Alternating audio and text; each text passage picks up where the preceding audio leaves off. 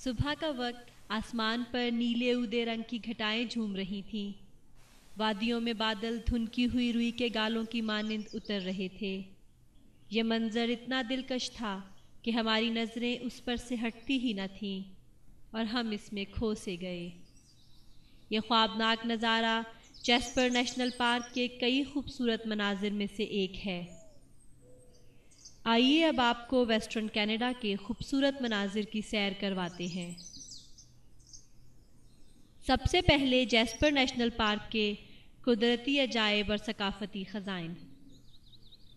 1907 में जब ये बात अया हुई कि वादी अथाबास्का से 2 बैनुल-बर्राज़मी रेलवेज़ का गुज़र होगा, तो मेंबरान पार्लिमान ने कानून जारी किया कि 13,000 मुरब्बा किलोमीटर पर मुहीत रकबाए ज़मीन को एक मखसूस जंगल करार दिया जाए, जो कि ज़्यादातर शुमाली पहाड़ी इलाका पर मुश्तमिल हो। इस कानून की रूह से जैस्पर नेशनल पार्क के मखसूस जंगल की इब्तिदा हुई। इसका मकसद पहाड़ों की चोटियों और ढलानों पर वाक़े जंगलाती दरख्तों का तहफ़्फ़ुज़, दरियाओं और नदियों में पानी के ज़खायर को महफूज बनाना और जंगली जानवरों का तहफ़्फ़ुज़ था।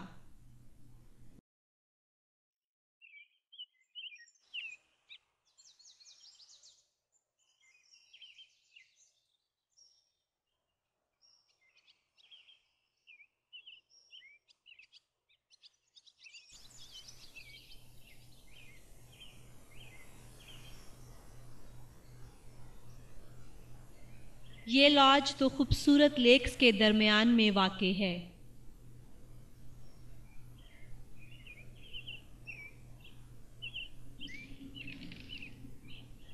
जैस्पर नेशनल पार्क कनाडा के रॉकी माउंटेन पार्क्स में से सबसे बड़ा पार्क है। जैस्पर 10,878 मुरब्बा किलोमीटर पर मुहित है।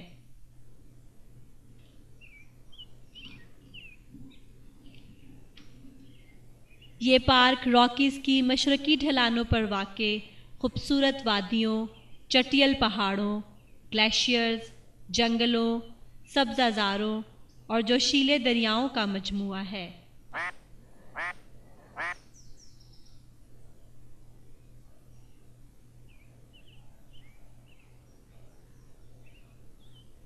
इस पार्क में 1200 किलोमीटर से ज़्यादा हाइकिंग ट्रेल्स हैं और इसी तरह खूबसूरत बल खाती सड़कें भी।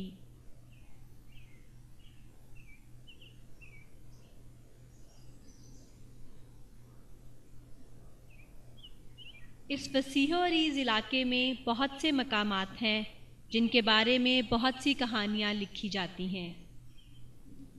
Colombia ice field North America का सबसे बड़ा पानी का मंबा है, जिसमें से 3 समंदरों की तरफ पानी बहता है। कनाडा का ज़ेरे ज़मीन पानी की निकासी का सबसे बड़ा निज़ाम इसी पार्क में पाया जाता है।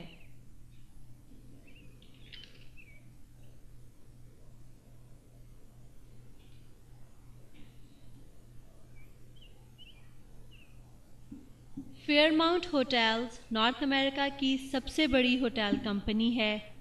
इस होटल में 451 बेहतरीन और आला कमरे हैं।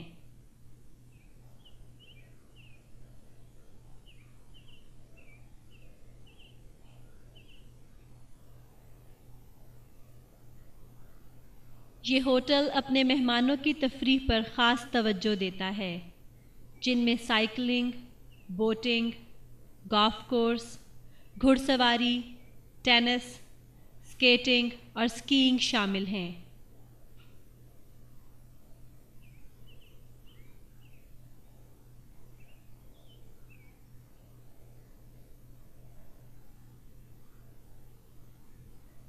लेक मेल्डर्ड और लेक ब्यूवर्ट ने इस होटल को घेरा हुआ है।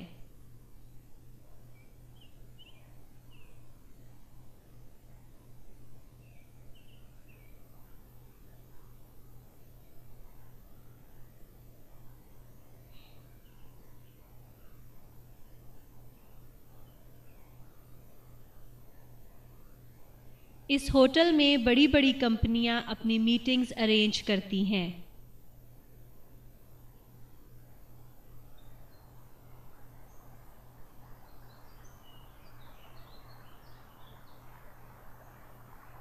इन लेक्स का पानी इतना साफ व शफाफ है कि आप दरख्तों और पहाड़ों की चोटियों का अक्स साफ तौर पर पानी में देख सकते हैं।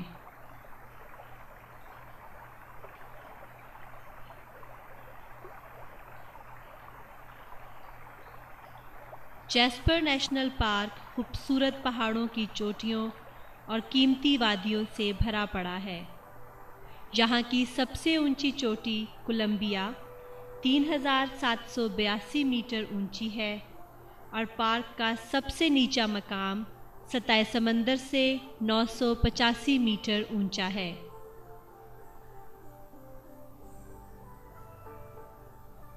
जैस्पर रॉकी माउंटेन्स का सिलसिला नॉर्थ अमेरिका को 2 हिस्सों में तकसीम करता है।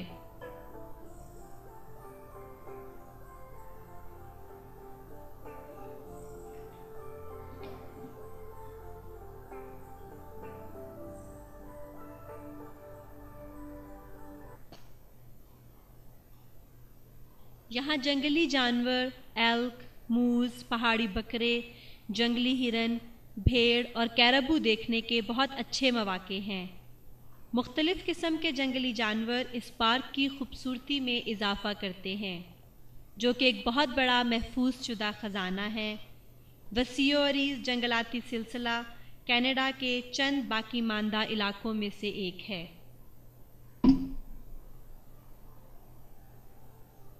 इस वक्त आप जैस्पर की 7 खूबसूरत झीलों में से एक झील पेट्रिशिया लेक देख रहे हैं।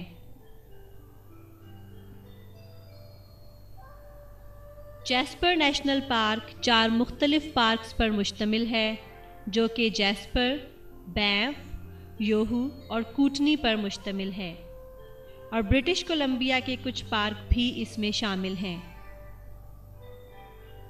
Rocky mountains world heritage site को जन्म देता है।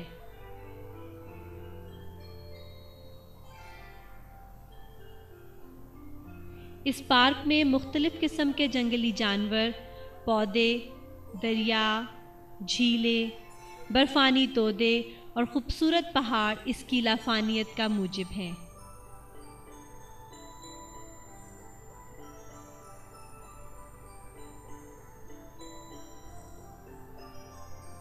इसके मनाजिर में खूबसूरत आबशारें, घास के ऐसे मैदान जो कि फूलों की चादर से आरास्ता हैं, शामिल हैं।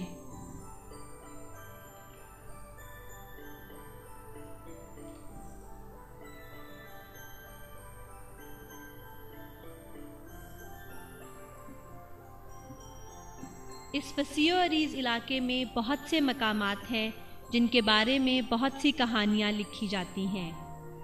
कोलंबिया आइसफील्ड नॉर्थ अमेरिका का सबसे बड़ा पानी का मंबा है, जिसमें से 3 समंदरों की तरफ पानी बहता है। कनाडा का ज़ेरे ज़मीन पानी की निकासी का सबसे बड़ा निज़ाम इसी पार्क में पाया जाता है।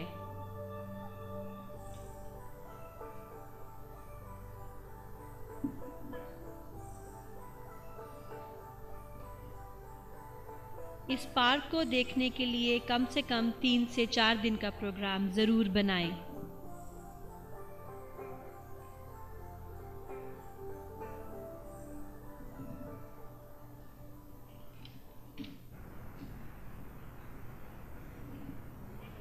जैस्पर नेशनल पार्क एडमिंटन से 370 किलोमीटर मगरिब और कैलगरी से 404 किलोमीटर शुमाल मगरिब में वाक़े है, जहां जाने के लिए ट्रांस कनाडा हाईवे 1 और हाईवे 93 का रास्ता इख्तियार करना पड़ता है। ट्रांस कनाडा हाईवे 16, जिसे येलोहेड हाईवे भी कहते हैं, पार्क के अंदर से गुजरती है और वो जैस्पर के लिए एक मरकज़ी रास्ता है। जैस्पर सिटी पार्क के बिल्कुल वस्त में वाक़े है। वैंकूवर और एडमिंटन से बाकायदा बस और ट्रेन सर्विस भी जाती है।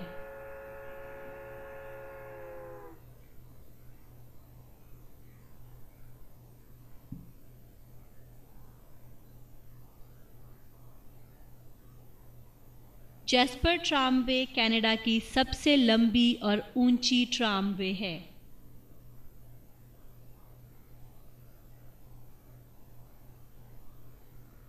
एक जर्मन कंपनी ने 1963 में शुरू करके समर 1964 में इसका बाकायदा आगाज कर दिया।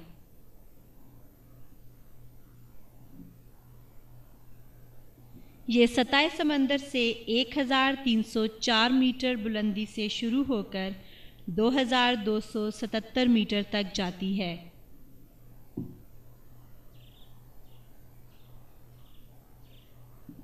ये कनेडियन रॉकीज की वाहिद ट्रामवे है जो कि ऐसे रास्ते से गुजरती है कि आप बैक वक्त 6 पहाड़ों का नज़ारा कर सकते हैं।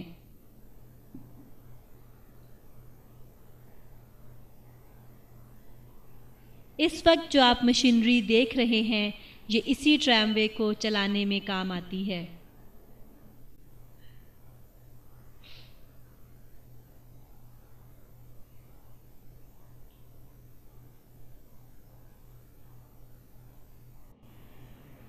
ये पूरी राइड 7 मिनट में 973 मीटर का फासला तय करती है।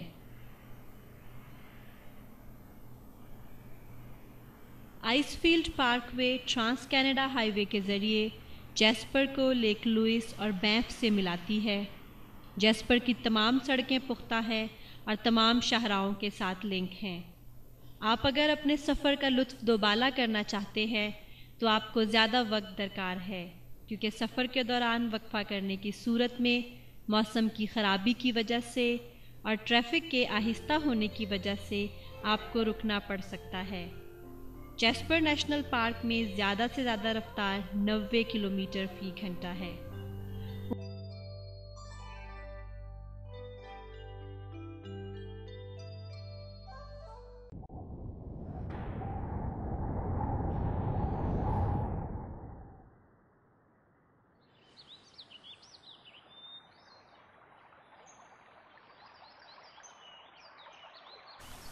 अब हम आपको एथाबास्का फॉल्स की सैर करवाते हैं। एथाबास्का फॉल्स जाने के लिए आपको जैस्पर से हाईवे 93 लेनी चाहिए और ये जैस्पर सिटी से 30 किलोमीटर की दूरी पर वाक़ है। एथाबास्का रिवर 570,000 साल पुराने ग्लेशियर कोलंबिया आइसफील्ड के पिघलने की वजह से बना है, जिससे एथाबास्का फॉल्स जन्म लेती हैं। ये दरिया जैस्पर के दरियाओं में सबसे लंबा दरिया है। जनवरी 1811 में डेविड थॉम्सन की ये दरियाफ्त एथाबास्का रूट कनाडा को एक वसी मुल्क बनाने में बहुत मददगार साबित हुई।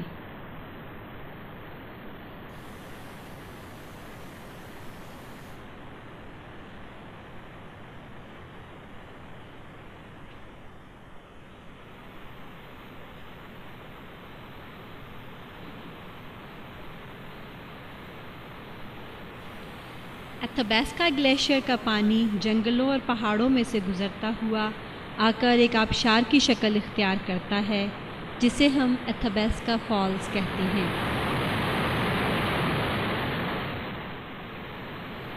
कोलंबिया आइसफील्ड के बर्फ़ानी तोदे से निकलते हुए एथाबास्का रिवर का एक लंबा सिलसिला जन्म लेता है।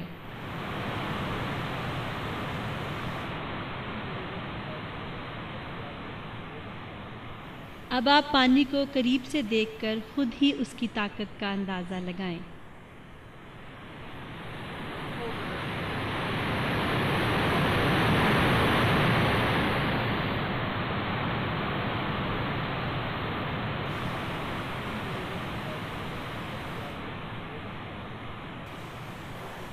एथाबास्का फॉल 23 मीटर बुलंदी पर वाक़ है, जिसकी बुलंदी तो बहुत ज़्यादा नहीं मगर पुरजोश और ताकतवर बहाव की वजह से मशहूर है। मुसलसल सख्त पत्थरों पर गिरने से इसके नीचे लाइमस्टोन्स यानी चूने के पत्थर नमूदार हो गए हैं।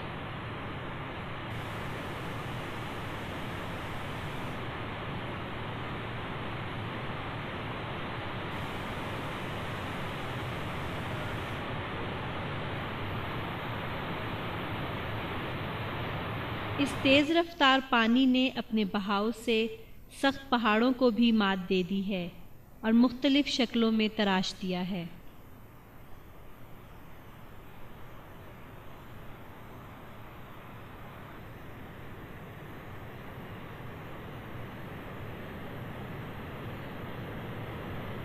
एथाबास्का रिवर फॉल से गिरने के बाद ज़्यादा पुरसकून हो जाता है।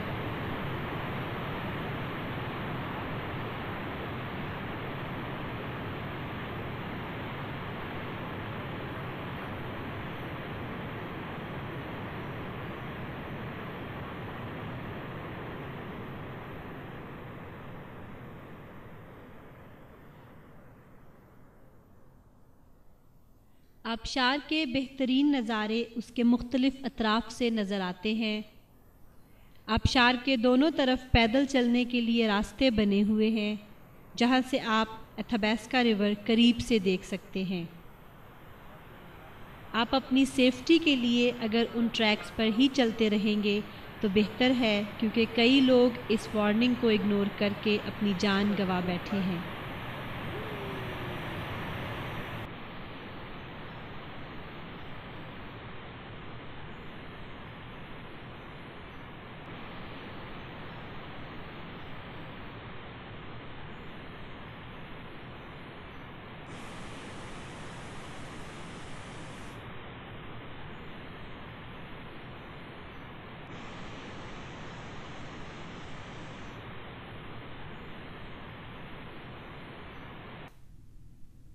इन पहाड़ों को देखकर आप अंदाज़ा लगा सकते हैं कि पहले एथाबास्का रिवर इतनी ऊंचाई से बहता था, फिर हादसाते ज़माना की वजह से आहिस्ता आहिस्ता नीचे होता गया।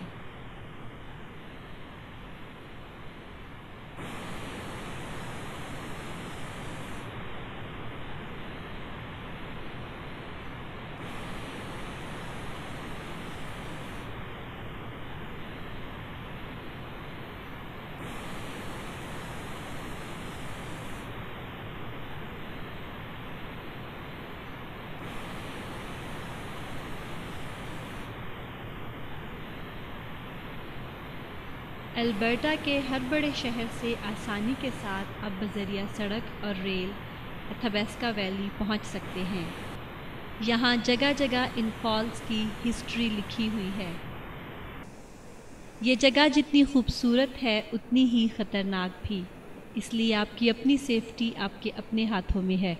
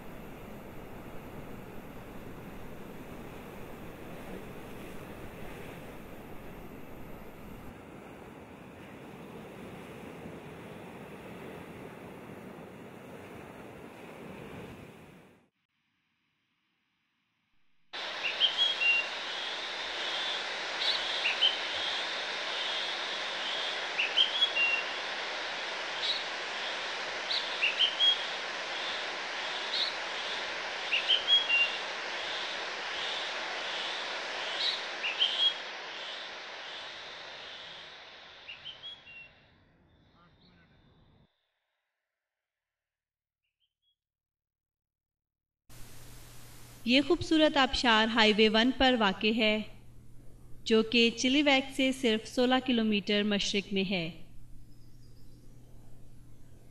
वैंकूवर से मशरिक की जानिब सफ़र करते हुए अगर एग्ज़िट 135 लें तो ब्राइडल फॉल्स आती हैं। दूर से आप इस आबशार की खूबसूरती का अंदाज़ा नहीं लगा सकते, करीब जाकर ही आप इस नज़ारे से सही तरह लुत्फ़अंदोज़ हो सकते हैं। 20वीं सदी के अवाइल से 1965 तक ब्राइडल फॉल्स बिजली पैदा करने के लिए इस्तेमाल होती थीं, आजकल जिसके सिर्फ चंद आसार ही बाकी रह गए हैं। इस फॉल तक पहुंचने के लिए तकरीबन 15 मिनट की वॉक है।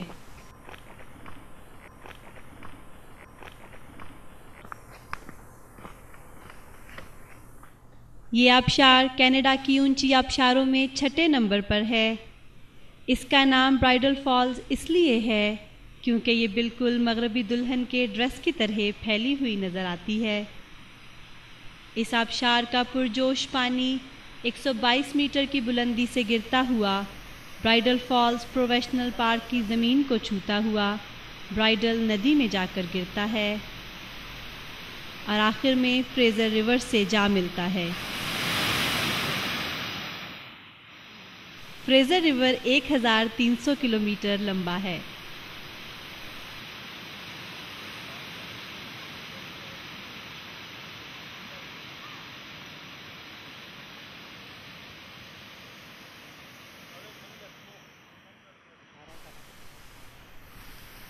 ये फॉल्स कदीमी गांव पॉपकम के मकाम पर वाक़े है जो कि 1700 में वजूद में आया।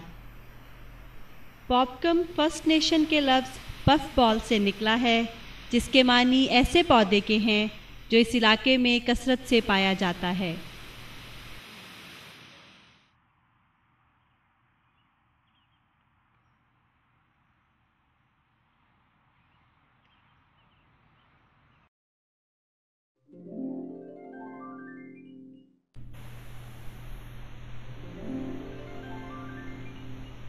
वैंकूवर से मशरिक़ की जानिब 2 से 3 घंटे सफ़र करते हुए हाईवे 1 पर आप हेल्स गेट पहुंच सकते हैं।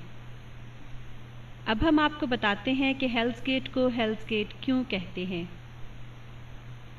एक सयाह साइमन फ्रेज़र 1808 में इस जोशीले और ठाठे मारते हुए दरिया को पार करने की कोशिश करता रहा, लेकिन 1000 कोशिशों के बावजूद वो इस दरिया को पार ना कर सका, तो उसने इस जगह का नाम, जो कि सिर्फ 110 फीट चौड़ी थी, हेल्स गेट रख दिया।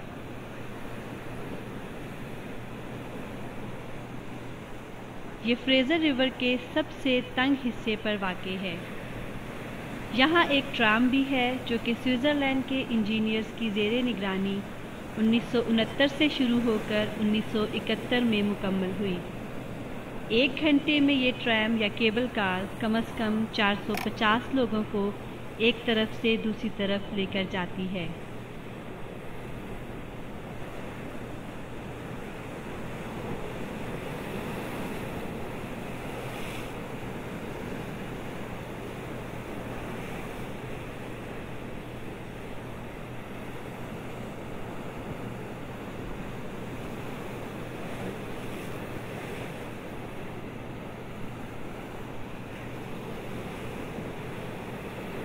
ये जो सेफ्टी रेल्स आपको नज़र आ रही हैं, ये मछलियों के लिए बनाई गई हैं, क्योंकि पहले हज़ारों की तादाद में मछलियाँ किनारों से टकरा कर मर जाती थीं।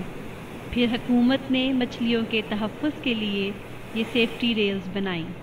इनके अंदर से पानी आहिस्ता होकर गुज़रता है और मछलियाँ चट्टानों से नहीं टकराती और महफूज रहती हैं। यहाँ पर एक फ़ज फैक्ट्री भी है जिसमें हर साल तकरीबन 4 टन फ़ज यानी आइसक्रीम बनती है, जो कि 117 मुख्तलिफ़ मज़ेदार जायकों में दस्तयाब है। अगर मौसम आपको इजाज़त दे तो आप बाहर बैठकर भी आइसक्रीम से लुत्फ़अंदोज़ हो सकते हैं।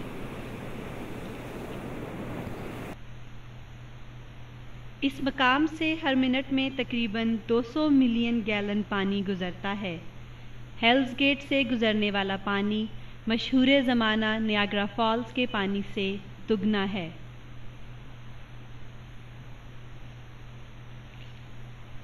उन्नीस 1914 में यहाँ रेलवेज़ की तामीर के दौरान पहाड़ियों को काटते वक्त हेल्स गेट के कुछ हिस्से नीचे गिरने से ये जगह 110 फीट से ज़्यादा चौड़ी हो गई।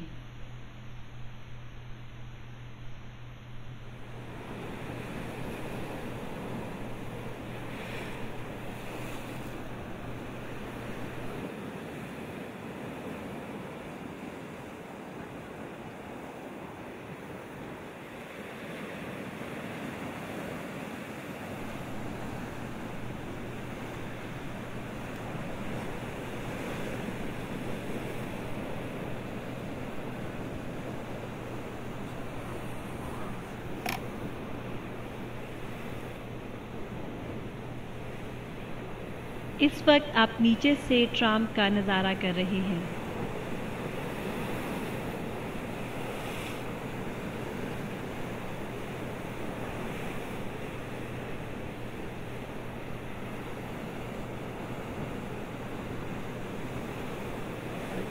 यहाँ एक सस्पेंशन ब्रिज भी है जिसको 1948 में दोबारा बनाया गया ताकि सयाह इस सस्पेंशन ब्रिज के ऊपर से फ्रेज़र रिवर के पुरजोश पानी का नज़ारा कर सके। पानी के तेज़ बहाव का अंदाज़ा आपको इस मोटर बोट को देखकर हो सकता है।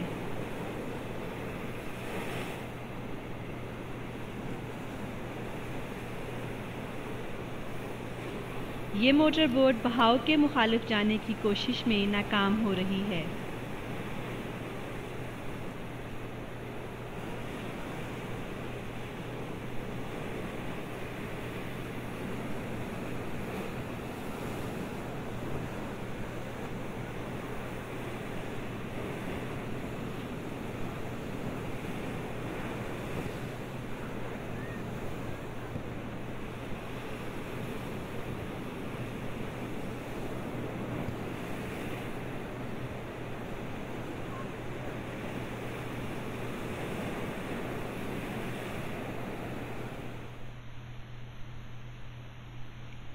यहाँ एक गिफ्ट शॉप भी है जिसका नाम गोल्ड फैनर गिफ्ट शॉप है, जिसके अंदर कनाडा के बने हुए छोटे मोटे गिफ्ट्स हैं जो लोग यहाँ से यादगार के तौर पर ले जाते हैं। इनमें रॉक्स, कार्ड्स, शर्ट्स, ज्वेलरी और बुक्स वगैरह काबिल ज़िक्र हैं।